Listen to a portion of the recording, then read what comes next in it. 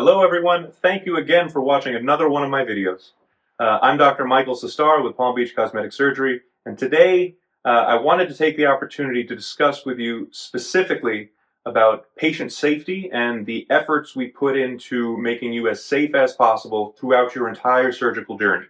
And I felt like this warranted its own specific video because there's so many things that we do that are specifically geared toward your safety. So I wanted to split this up into before surgery, during surgery, and after surgery so you can kind of see everything that we do that goes into safety itself. So before surgery, in order to make sure that we're making as safe a decision for you as possible, we need as much information from you as we can get. We need to know, have a clear communication between what we're doing that day. We need to know what information that you can give us concerning your medical history, what medicines you take. Do you smoke? Do you not smoke? Do you drink? Do you not drink? Do you do any drugs, marijuana, injectable drugs, whatever you want to do? But we have to know about it. Do you see the doctor regularly? Are you the type of person that hasn't seen a doctor in 20 years? Did you get your appropriate preoperative testing? Any preoperative imaging, especially if you're doing a breast surgery, that becomes very applicable. The more information that we can gather from you, the more informed decision I can make whether or not the procedure we're about to undergo is the correct thing to do for you from a safety perspective. So I review all of your data personally. I sit down and I have multiple conversations with you to make sure that everybody's on the same page, and if you have any issues, we've discussed it. And then that brings us to the day of surgery. So we arrive in the surgery center. There's a few different check boxes that you want to fulfill to make sure that, again, this is all as safe as possible. You want to make sure that you haven't eaten anything from the night before. You want to make sure that we know if you've taken any medicine that you normally take, whether you took it, whether you didn't take it. We want to make sure that you haven't had any adverse reactions to anesthesia, that you've had some type of anesthesia in the past, that this isn't your first time receiving anesthesia, what particular procedures you've had in the past, if this is a repeat procedure, if you've had this particular type of procedure in the past and this is specifically repeating the same type of procedure again. Again, the more information that we know, that your team knows, that I know, the safer you're going to be able, the safer decisions we're going to be able to make about you, and the safer you're going to be able to be throughout this whole process. So then you go through the surgery. There's precautions that we take at every step throughout the surgery to make sure that, again, you're as safe as possible. We trim your hair. We don't shave it. There's a lot of studies that have been done that show that trimming the hair with an electrical trimmer decreases the rate of post-surgical infection compared to shaving the hair with a blade.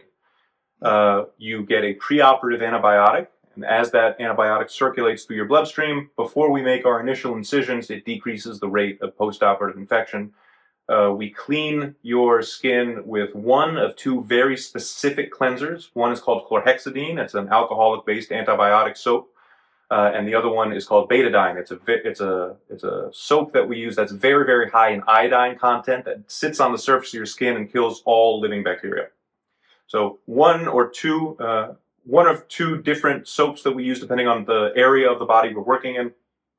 We use sterile technique.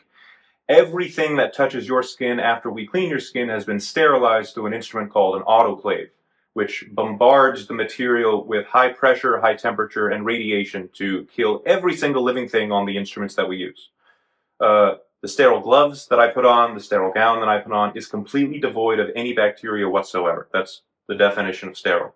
So when I am working on you, every single thing that touches you, that touches me, is completely clean, and it's our best attempt at preventing any introduction of bacteria into the area I'm working in.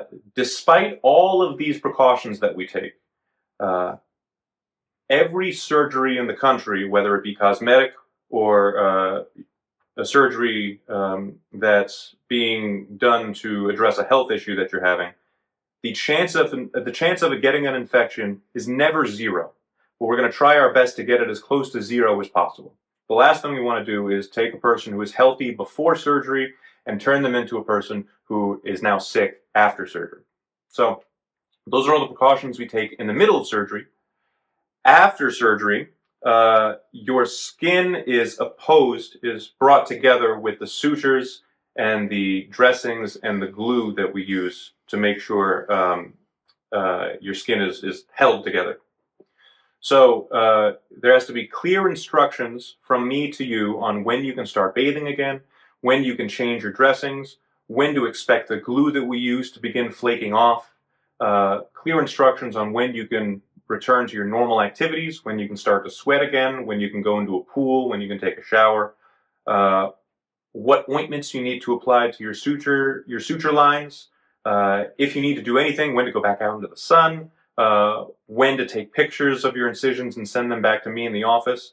There needs to be clear instructions on what specifically to do so that you don't inadvertently do something that you're not supposed to do, or that you're not refraining from something that you're allowed to do for no reason. Which brings me to my final point. The most important aspect of all of this procedure, from before surgery to during surgery and after surgery, the most important aspect, and I've touched on it before, is a clear line of communication between you and me. I need to communicate to you what's expected, what you're supposed to do. You need to communicate to me if you have any concerns, if there's any changes that you're experiencing that you don't know what to make of. Why is this red? Why isn't this red? Why can't I feel this? Why is this tender? Why is this not tender? I need to know everything that's going through your mind so that I can tell you this is nothing to worry about, or I can tell you, come into the office, we need to see you just to make sure everything's going according to plan. So that's my view on patient safety. So there's a dozen different things that we do from before, the day of, and then after surgery that keep your safety in mind. And a lot of surgeons don't touch on this because they're preoccupied with performing the procedure and giving you the best results. And even though that's the goal, all of that is for naught if you end up getting sick after your procedure. Okay, so your safety is the most important thing, and then slightly behind that is your satisfaction. It's important that you go through this as informed as possible, that you have an idea of what to expect throughout this whole process, and that you've established a clear line of communication with me. Okay?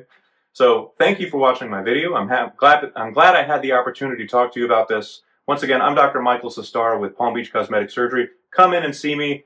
Consults are free. I'd love to sit down and learn a little bit more about you specifically and what I can do to help you achieve your cosmetics goals. Thank you so much.